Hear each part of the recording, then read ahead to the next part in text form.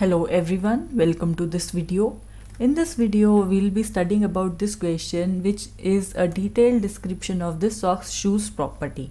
Now, if you remember, we have already studied about this property, which states that the inverse of AB that is equal to B inverse A inverse. So that means their order gets reversed. Right? So the question here is tell you that we need to make an analogy between this statement AB whole inverse is equal to B inverse A inverse and the act of putting on and taking off your socks and shoes, right?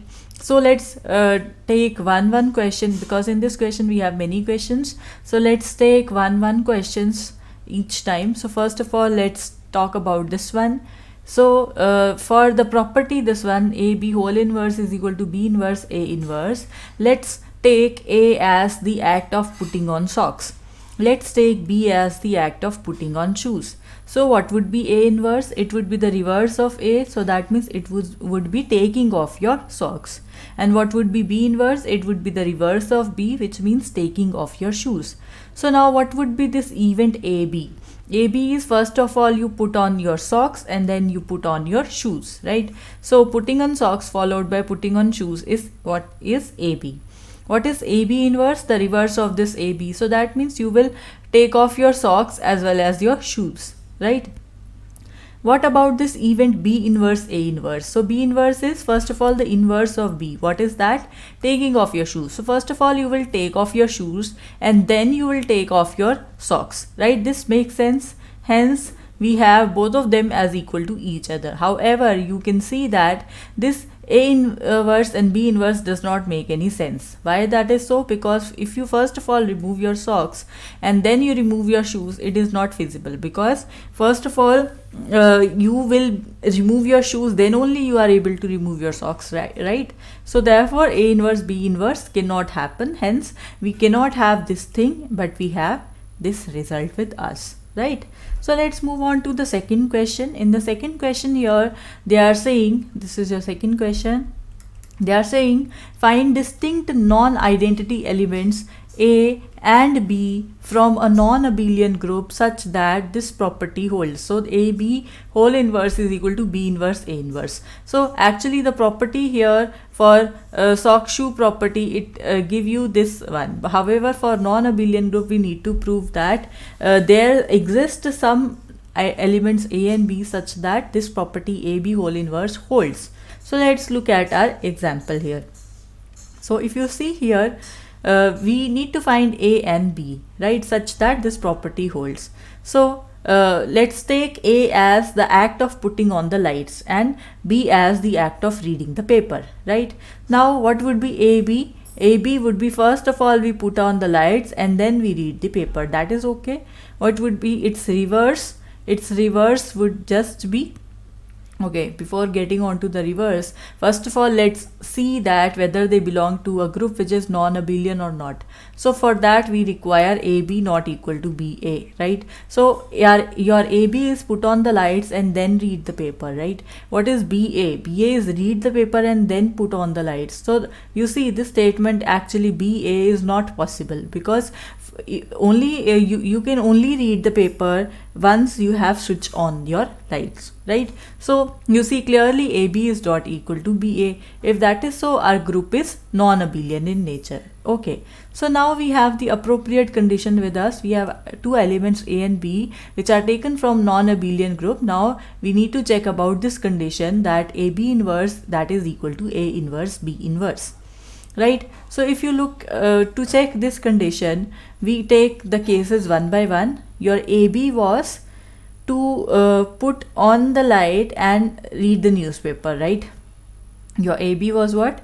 Put on the lights and read the paper, right? Now what would be its inverse? Its inverse would be switch off the lights and then stop reading the paper, right? So what is this A inverse? A inverse is the inverse of A, which is put on the lights. So it would be put off the lights. And what would be B inverse? Read the paper. So B was read the paper. B inverse would be stop reading the paper. So your A inverse B inverse would now become put off the light and stop reading the paper, right? So therefore we have both of them, they are equal to each other, they are doing the same task, so we can say this property also holds. Correct? Okay.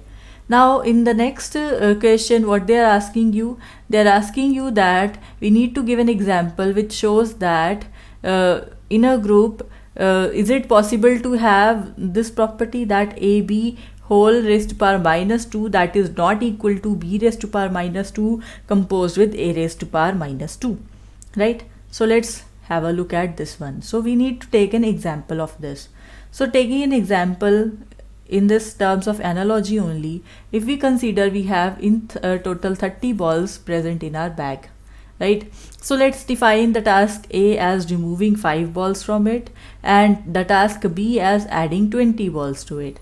Now what would be this AB whole raised to power minus 2? AB is, first of all you'll remove 5 balls and then you will add 20 balls to it. So in total you add 30. If you remove 30 from it, you are left with 25, and then you add 20 balls to it. So in total we are left with 45 balls, right? What would be the reverse of this? Reverse of this would be you first of all add 5 balls to it, right? So it would be 35, and then you remove 20 balls from it. So it would be equal to how much? It would be equal to 15, right? So it is equal to 15. Now add 5 balls twice and then remove 40 balls from it. This could be done, but we are doing it twice, no? Here also I have done it once. So for AB whole raised to power minus 2, first of all let's see what is AB. This is this thing. And what is AB inverse? This is this thing. Now we are looking at AB raised to power minus 2. So basically what we are doing the reverse of remove 5 balls and add 20 balls twice. So what we are doing, we are adding 5 balls twice and removing 20 balls twice. So initially we had 30 balls, right? We are adding 5 balls twice. So it now becomes 40. From this 40 we are removing 20 balls twice, so it now becomes 0. So this can be done because it leaves 0 balls in the bag, right? What about this term, B inverse A inverse? So B inverse is what? Removing 20 balls twice. However, initially we had 30 balls. If you remove 20 balls from it, you will be left with 10 balls. Now again, if you wanted to remove 20 balls from it, it is not possible, right? Because the balls would be exhausted after you remove 10 balls from it. So this cannot be done because in total we had 30 balls. What about A raised to power minus 2? We need to add 5 balls to it twice. So we had 30, right? We need to add 5 and 5, so it would become 40. Correct? So what would be B raised to power minus 2, A raised to power minus 2? This thing cannot be done. Why? Because once you extract 20 balls from it, you will be left with no balls, and still you wanted to remove 10 more extra balls from it. So this thing cannot be done. Hence these two events, they are not equal to each other, right? Now let's have a look at our last question in this series of questions. So the question here tells, what would be an appropriate name for the group property ABC whole inverse that is equal to C inverse, B inverse and A inverse? Now this is very interesting. You can also think for it by yourself. For me, I have named it like this. I have called this property as socks, shoes and laces property. Why? Because I am labeling the task A as putting on socks, the task B as putting on shoes, task C as tying the shoelaces. Correct? So what would be the A inverse? A inverse would be taking off your socks, B inverse would be taking off your shoes, C inverse would be untying the shoelaces. So what would be this? We wanted to check whether this is true for this or not. So for this, if we take first of all ABC, ABC means what we are doing, we are putting on socks and then shoes and then tying our laces. Right? What would be its inverse? Inverse would be the reverse of whole of this task, right? So we are undoing everything. What would be C inverse, B inverse, A inverse? We first of all are untying the laces, and then we are removing the shoes, and then we are removing the socks. This is what C inverse, B inverse, A inverse. However, note that not this one.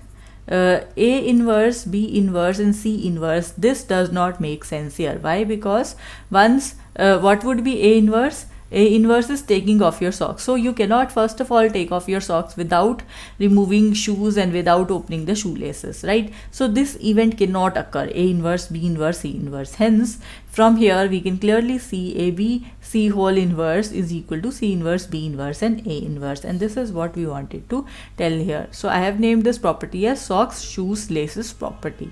So I hope you understood this question well. Well, that is it for this video. Thank you for watching.